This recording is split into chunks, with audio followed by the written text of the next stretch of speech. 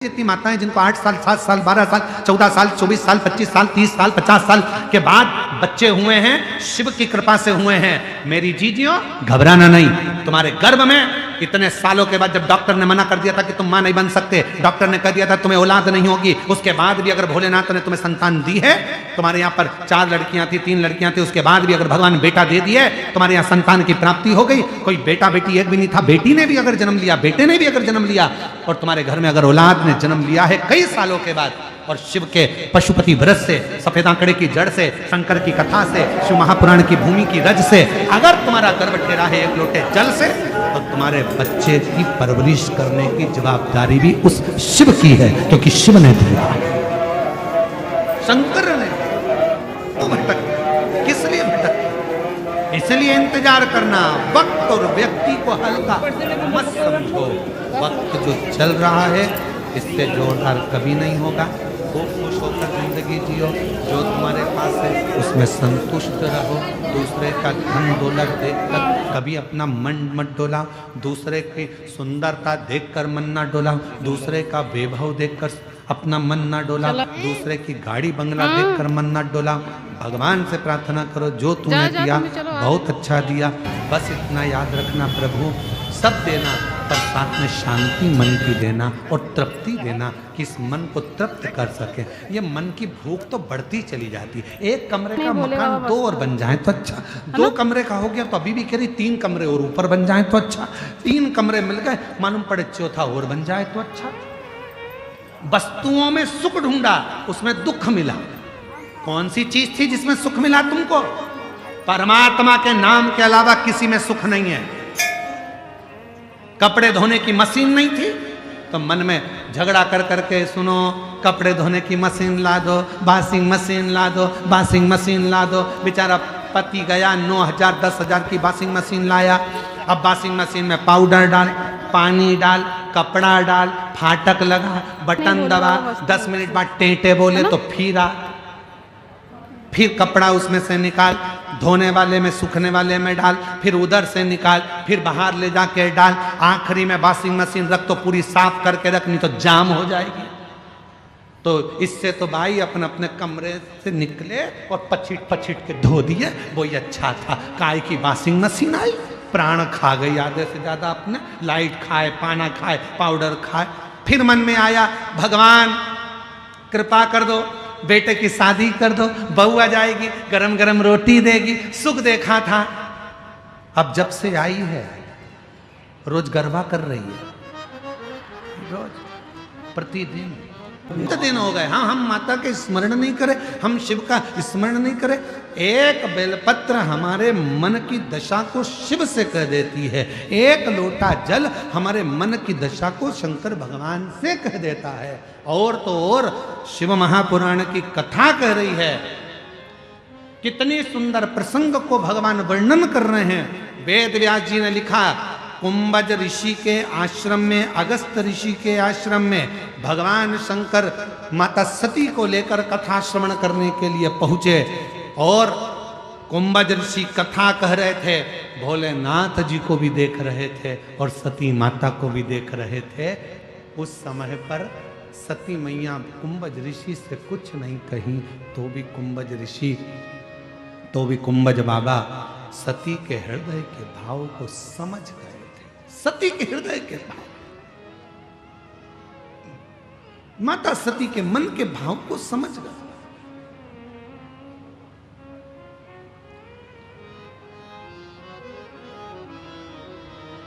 कुछ मत कहो तो भी बाबा समझ जाता है।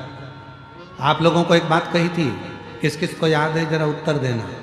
शिव जी को 1 लोटा जल नहीं चढ़ा सकते, मत चढ़ाओ। बेलपत्र भी नहीं चढ़ा सकते, मत चढ़ाओ। शंकर के मंदिर में जाकर 3 बार ताली बजा दो, वो भी नहीं कर सकते, दर्शन कर लो। वो भी नहीं कर सकते, हर हर महादेव बोल लो। वो भी नहीं कर सकते तो एक काम करो कि मंदिर के सामने से निकल कर चले जाओ। वो भी नहीं कर सकते तो शंकर जी के मंदिर का शिखर का दर्शन कर लो। बस इतना तो कर सकते हो। उतने में भी मेरा देव अधिदेव महादेव कृपा करना प्रारंभ कर देता है, वो छोड़ता नहीं, उतने में भी कृपा कर देता है।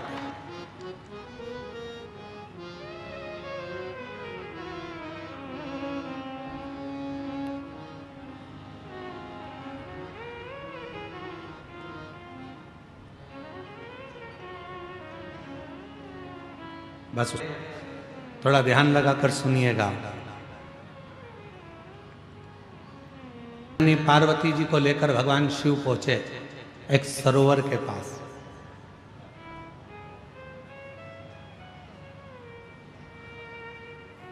पार्वती जी हाथ जोड़कर बोलने लगी कि मुझे तुम्हारा पाशुपत्य अस्त्र नहीं चाहिए,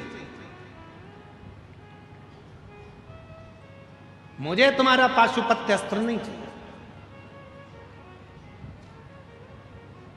केवल दो चीज चाहिए, एक पाशुपत्य व्रत दे दो मुझे और एक पाशुपत्य योग दे दो।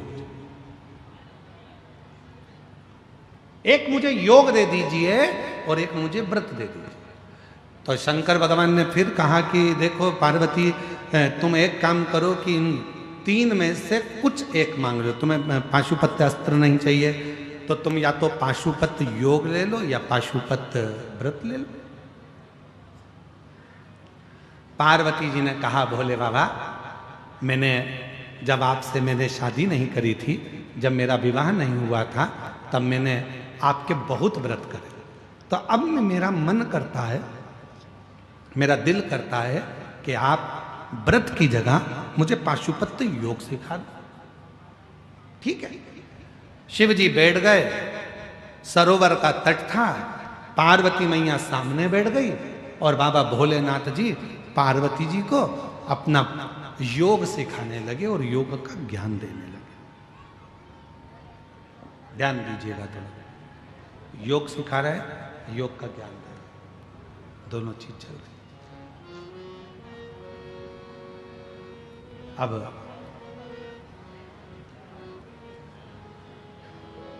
थोड़ी देर तक तो पार्वती जी का मन लगा और योग करते करते करते करते पार्वती का ध्यान हटकर सीधे काशी पहुंच गए। जैसे कई माताएं ऐसी बैठी हैं जिनका मन कथा सुनते सुनते घर पहुंच जाता है। फ्रिज में दूध रख के आई थी, शादी की जल्दबाजी, घर कहीं पे निगाहें कहीं पे निशाना, इसलिए दंतेवाड़ा आओ तो संभल के जाना, समझ के, ये बड़ा सावधानी का है। या बहुत ध्यान रखना पड़ता है दंतेवाड़ा में आने के बाद में, बहुत सावधानी की जरूरत है। कहीं पे निगाहें कहीं पे निशाना, बहुत सावधानी से दंतेवाड़ा आना, और यहां फंस गए तो दूसरी बार फिर नहीं जाना। पहुंच गया काशी। शिव जी लगे योग सिखाने में, ज्ञान देने में, पार्वती का ध्यान गया काशी में। तभी एक मछली जिसके गर्भ में बच्चा था, मछली के गर्भ, और मछली के गर्भ में जो बच्चा था, मछली ने स्थिर होकर शंकर के उस योग को पूरा सीख लिया। गर्भ में जो बच्चा था वो योग सीख रहा था।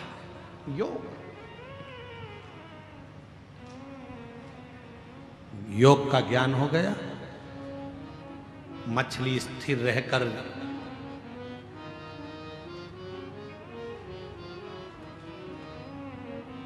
योग सीख रहा है बच्चा। थोड़ी देर हुई, योग पूरा हुआ। शिव जी ने पार्वती जी से कहा, हर हर। पार्वती जी का ध्यान टूटा, काशी से मन हटकर वापस शिव जी के पास आया। पार्वती, योग सीखा? हाँ, सीख लिया।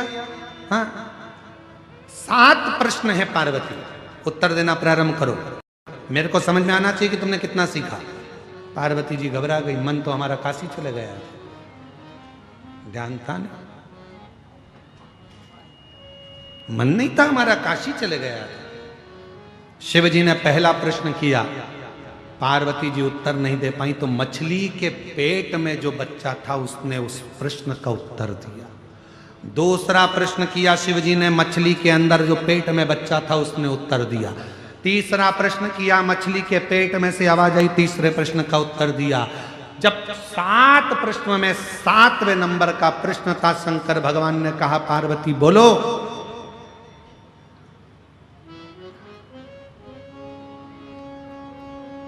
जन्म मृत्यु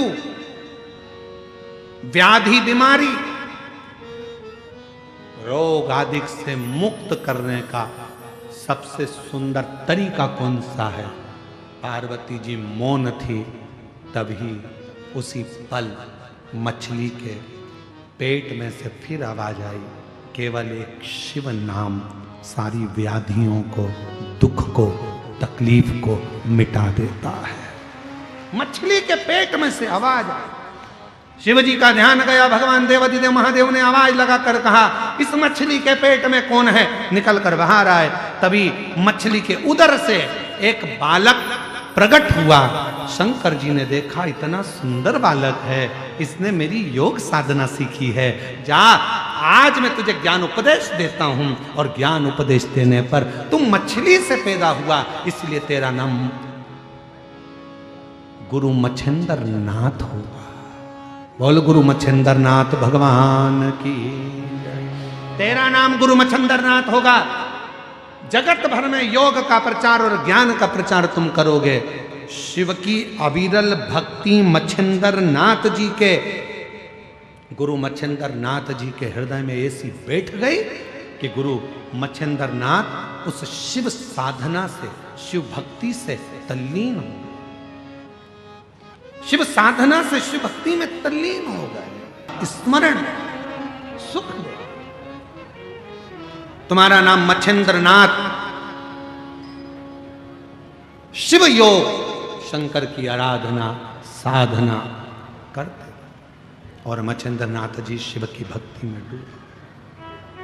प्रसंग देखिएगा जरा, शिव महापुराण की कथा कर रहे हैं। जो शिव जी के मंदिर में 1 लोटा जल चढ़ाने लगता है, जो शंकर जी के मंदिर में झाड़ू पोछा करने लगता है, जो शंकर भगवान का श्री शिवाय नमस्तुभ्यम मंत्र का जप करने लगता है, अपने घर के दरवाजे पर लिख दो श्री शिवाय नमस्तुभ्यम, गाड़ी पर लिख दो श्री शिवाय नमस्तुभ्यम, फैक्ट्री पर लिख दो श्री शिवाय नमस्तुभ्यम। ये सब कुछ भोलेनाथ सब तेरा है। मेरा घर तेरा, गाड़ी तेरी, बंगला तेरा। शिव कथा कह रही है मच्छिंद्र नाथ जी को, जो शिव कथा कहती है, जो 1 लोटा जल शिव को चढ़ाने लगता है, शंकर भगवान को जो एक बेलपत्र चढ़ाने लगता है, शंकर भगवान को जो श्रृंगार करने लगता है, शंकर भगवान को मंदिर जो जाने लगता है, श्री शिवाय नमस्तुभ्यम जो बोलने लगता है, समझ लो शंकर भगवान का वो अपना हो जाता है, और उसके मुख से निकली हुई वाणी शिव पूर्ण करना प्रारंभ कर देते हैं। शिव पूर्ण करना प्रारंभ कर, सिद्ध वास्तव पर तुम पूर्ण सिद्ध हुए। आज मैं वचन देता हूं मच्छिंद्र नाथ, तुम जब मुझे याद करोगे, तुम्हारी वाणी से और तुम्हारे क्रम से, वहीं पर तुम्हें वर प्रदान करूंगा। मेरा ही अंश ज्ञान के रूप में तुम में गया है, इसलिए मच्छिंद्र नाथ तुम कोई अलग नहीं, शिव का ही एक स्वरूप हो गए, और लोग तुम्हें गुरु मच्छिंद्र नाथ के नाम से पूछेंगे। स्त्री ने कहा, मेरे घर में संतान नहीं है, नारी बोरी मेरे घर औलाद नहीं। गुरु मच्छिंद्र नाथ ने कहा कि अभी तुम्हें कुछ देर पहले ही बाबा भोलेनाथ को भस्म चढ़ा के आया, भभूति मेरे पास रखी है, भस्म ले, ये भभूति लेकर जा, ये भस्म लेकर जा, पति और पत्नी दोनों ग्रहण कर लेना, गर्भ ठहर जाएगा, संतान हो जाएगी। अब पत्नी भभूति लेकर गई तो पति को दिया, तो पति ने कहा, ऐसे ना जाने कितने बाबा आते हैं और कितनी कितनी ज्ञान की बातें कहते हैं, क्या ऐसा हो सकता है? कई लोगों के मन में ये बहुत सारा भाव होता है, कथा पंडाल में बैठ के सुनेंगे तो क्या मुराद पूरी हो सकती है, शिव जी को एक लोटा जल चढ़ाएंगे तो क्या हमारी समस्या का हल हो सकता है, एक बेलपत्र शंकर को चढ़ाएंगे तो हमारा दुख मिट सकता है, क्या हम भगवान शंकर के मंदिर में झाड़ू पोछा करेंगे तो क्या हमारी तकलीफ मिट सकती है, क्या हम शिव पुराण कथा सुनने के वहां की मिट्टी को अगर शरीर पर लगाएंगे तो क्या हमारा दुख मिट सकता है, तकलीफ मिट सकती है। भाई अगर विश्वास है तो भोलेनाथ भी है, और विश्वास नहीं, मानो तो मैं गंगा मां हूं और ना मानो तो बहता पानी, आपके ऊपर निर्भर करता।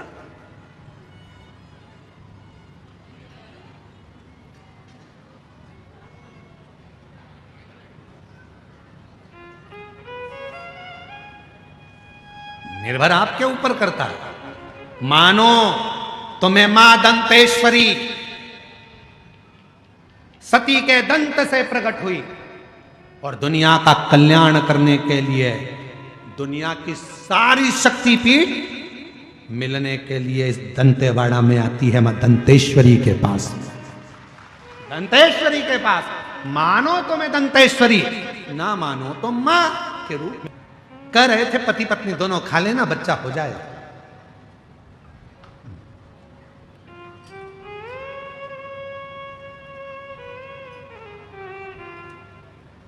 कई लोग कहते हैं क्या गुरु जी भगवान को मानना जरूरी है, क्यों नहीं?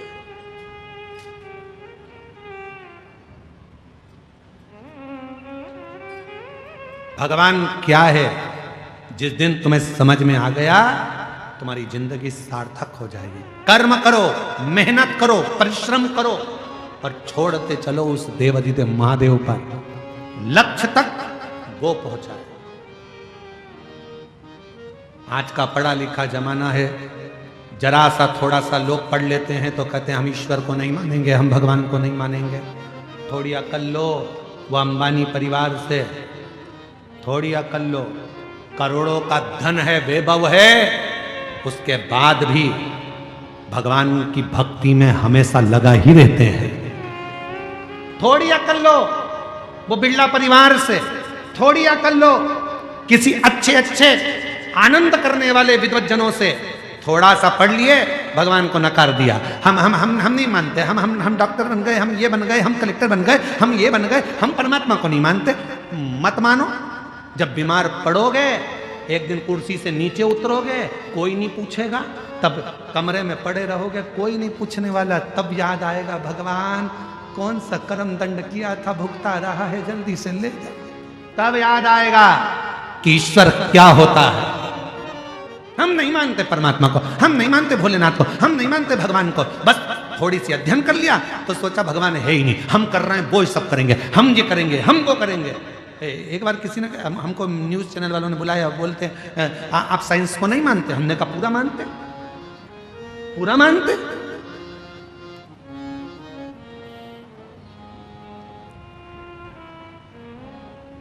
पर आप तो कहते हो कि एक लोटा जल सारी समस्या का हल। हमने कहा बिल्कुल हम ये कहते हैं, क्योंकि एक समय ऐसा आता है डॉक्टर इलाज करने जाता है, ऑपरेशन करने जाता है, और जब ऑपरेशन बिगड़ता है तब डॉक्टर भी आखिरी में कह देता है अब उसके हाथ में है। मतलब डॉक्टर को भी मालूम है कि एक डॉक्टर और बैठा है जो तुरंत निर्णय पलट देता है और कुछ ना कुछ अच्छा कर देता है, ये उसको भी मालूम है।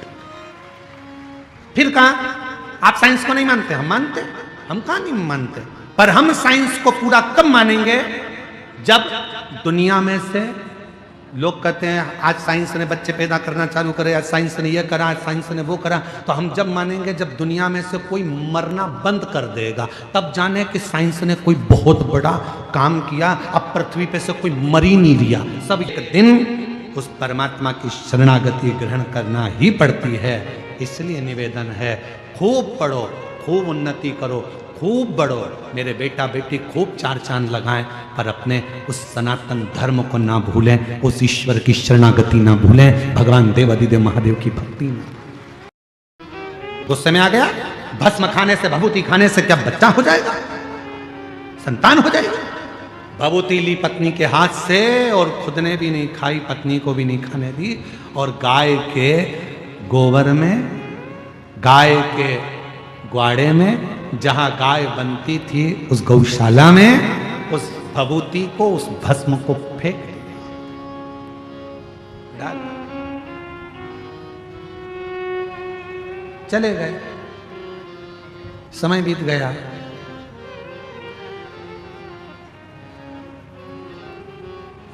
बारह साल निकल गए। कितने? जम के बोलो जरा। 12 साल निकल गए। 12 साल के बाद गुरु मच्छेंद्र नाथ उस गांव में फिर आए और गुरु मच्छेंद्र नाथ जी ने आकर प्रवेश किया। वो महिला दिखी। महिला से पूछा, मां तुम्हारे घर में तो अब बेटा आ गया होगा? मां बोली, नहीं, मेरे घर संतान नहीं। संतान नहीं? नहीं। क्यों? भस्म दी थी वो नहीं खाई? विश्वास नहीं था? धर्म पत्नी ने, कोई स्त्री ने कहा, बाबा मेरे पति ने हाथ में से वो भस्म लेकर, वो भभूति लेकर गाय के ग्वाड़े में गोबर के ऊपर फेंक दी। गाय का गोबर वो खले में पड़ा था, उसी में वो भस्म पड़ी। मच्छेंद्र नाथ जी ने कहा, ये हो ही नहीं सकता कि मैंने भस्म दी हो शिव का नाम लेकर। कोई शंकर का भक्त यदि कोई वचन कह देता है तो शंकर भगवान को उसे पूरा करना पड़ता है, शिव को पूरा करना पड़ता है। और अगर मैंने भस्म दी है तो तुम्हारे घर में तो औलाद होना था। ये हो ही नहीं सकता। 12 साल बाद आया हूं, तुम्हारे यहां औलाद नहीं? नहीं। गुरु मच्छेंद्र नाथ ने आवाज लगाई, अलख निरंजन। गुरु मच्छेंद्र नाथ फिर बोले, अलख निरंजन। फिर आवाज लगाई, अलख निरंजन। इतनी देर में गाय के गोबर में से एक बच्चा निकल कर आया। आदेश, आदेश, आदेश। दौड़कर आया। 12 साल का लड़का था। खड़ा हो गया, मच्छेंद्र नाथ जी के चरणों में प्रणाम किया। पूछ रहा है, मैं कौन? शिव योगी गुरु मच्छेंद्र नाथ कहते हैं, तू मेरे शंकर की भस्म से, गाय के गोबर से प्रकट हुआ। आज से तेरा नाम गुरु गोरक्षनाथ होगा। गुरु गोरखनाथ। आज से तेरा नाम गुरु गोरखनाथ, गुरु गोरक्षनाथ होगा। शिव भक्ति कर, शिव की आराधना कर। जब शंकर तेरे हृदय में प्रवेश कर जाएगा, जो शिव की उपासना से जन्म लेता है,